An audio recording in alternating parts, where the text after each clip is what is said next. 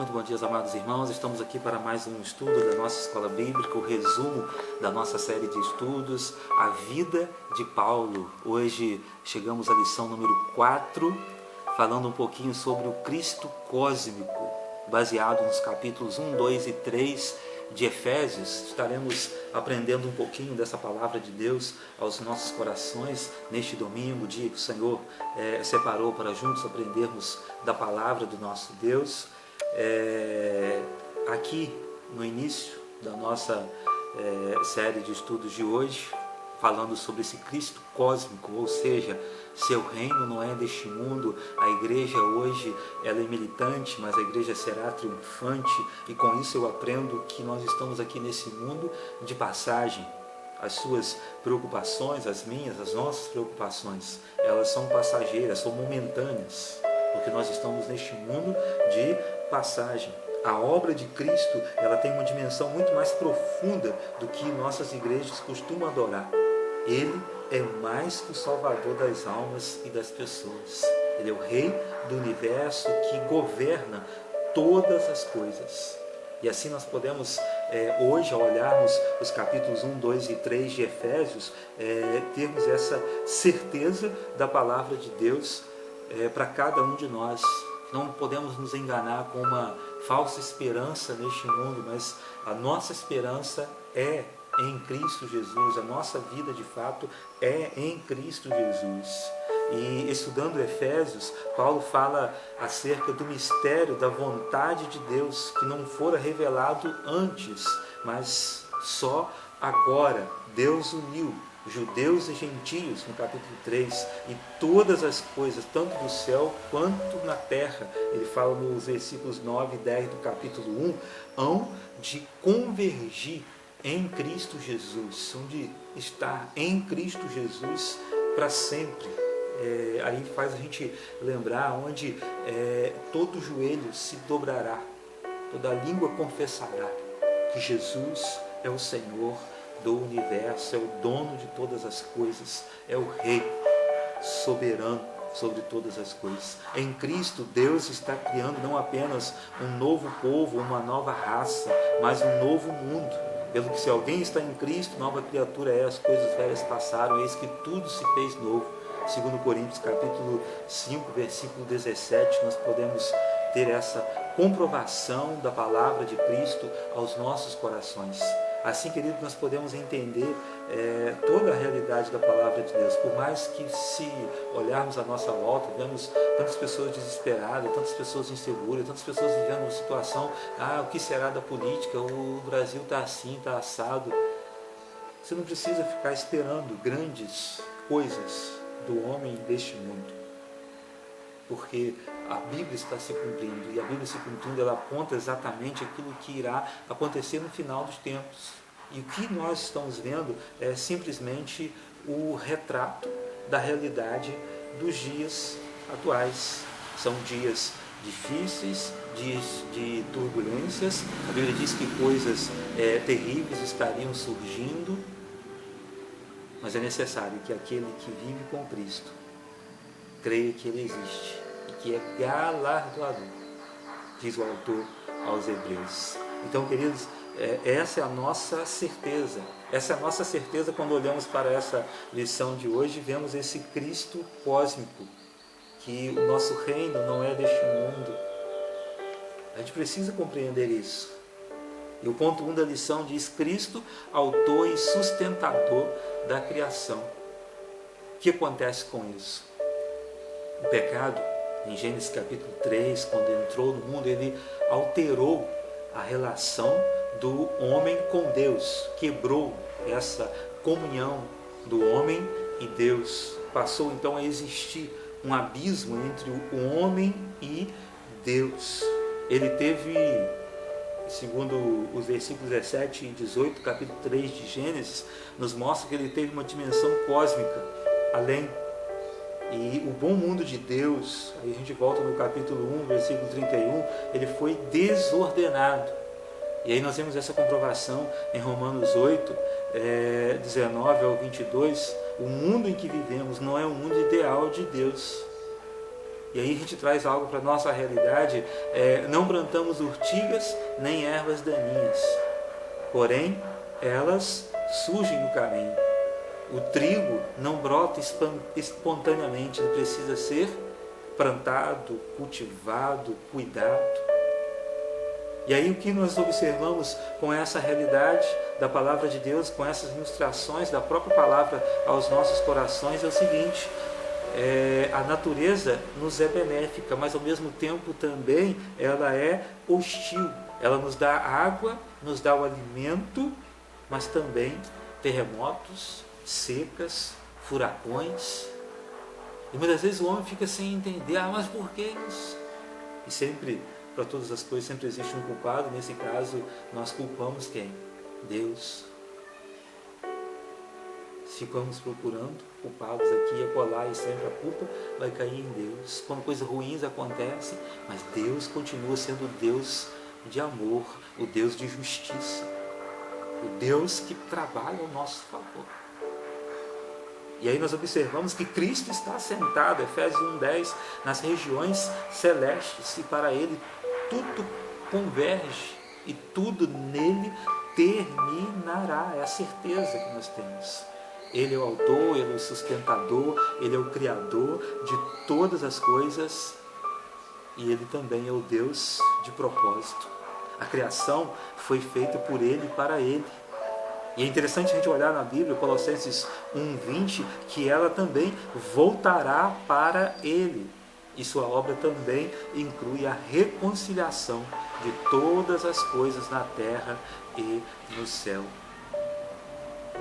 Com isso eu aprendo que Cristo não é apenas o Salvador pessoal de indivíduos, mas aí entra o título da nossa lição, mas Ele é o Senhor cósmico de todas as coisas. O que é isso? Essa é a certeza que podemos ter hoje. Podemos confiar no Salvador, que tem poder sobre o tempo, que tem poder sobre as pessoas. E como diz o cântico que cantamos, o autor coloca aqui: conformoso és, Rei do universo, Rei da glória, enche a terra, enche os céus. A glória de Cristo, que enche a terra, enche os céus. Esse é o Filho de Deus, autor e criador, sustentador da criação. É Cristo. O segundo ponto, ele fala sobre o novo mundo de Deus. Talvez, se você der uma busca na internet, você vai buscar um monte de ideias lá, contrário ao princípio da palavra de Deus. Mas qual é a ideia bíblica acerca desse novo mundo de Deus? É o seguinte: embora bem sustentada na questão de Paulo aqui, mas ela não foi inventada simplesmente por homens, muito menos por Paulo. O próprio João já testificava disso, Apocalipse capítulo 21, versículo 5. E o que estava sentado sobre o trono disse: eis que faço nova todas as coisas. E acrescentou: escreve, porque estas coisas são fiéis e verdadeiras. Que coisas? São as verdades da palavra de Deus. Agora vem um novo mundo que Deus está criando em Jesus. E aí nós podemos aqui fazer uma comparação de Gênesis com Apocalipse. Início e fim. Começo e fim.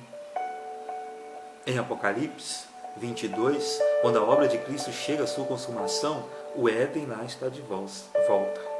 Gênesis capítulo 3, o homem foi expulso do Éden.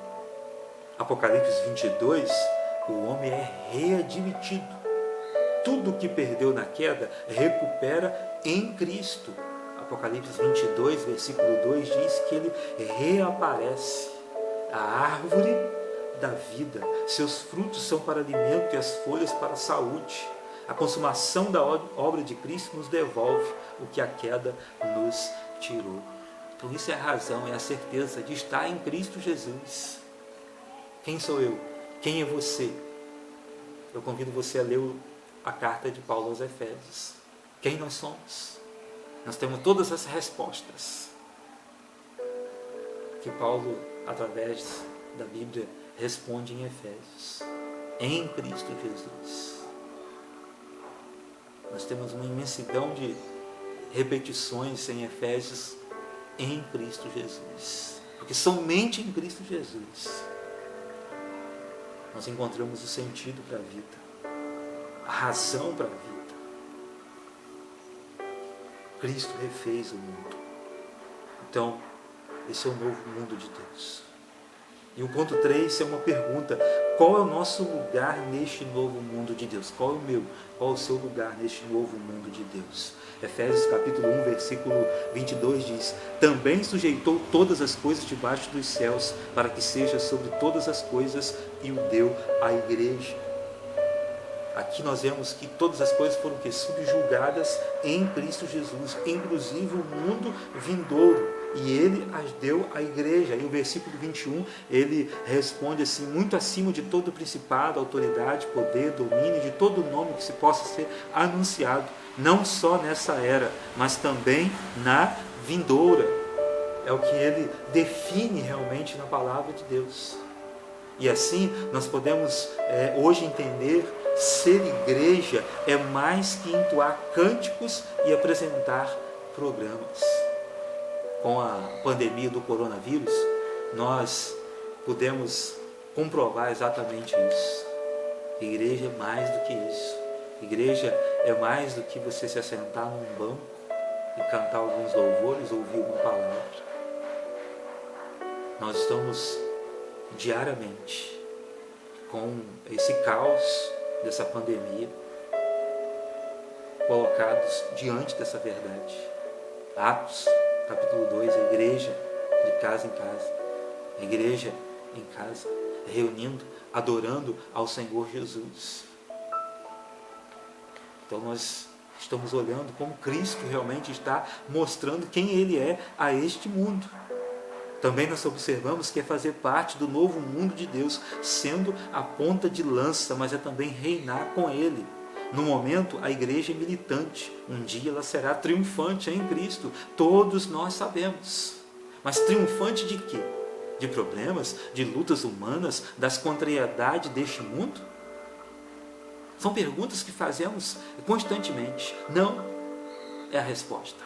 A igreja será triunfante sobre o poder do mal, sobre o caos que este mundo vive. Lucas capítulo 10, versículo 19, ela recebeu poder para pisar escorpiões, ou seja, símbolo do mal. E a Bíblia apresenta que a igreja será vencedora sobre todo o poder maligno, sua vitória será global. Ela julgará o mundo e o mal com o Senhor triunfante. Mateus 19, 28. E desfrutará da glória de Cristo. Essa é a certeza da igreja de Cristo Jesus. A salvação é mais que libertação do fogo do inferno. Grave isso.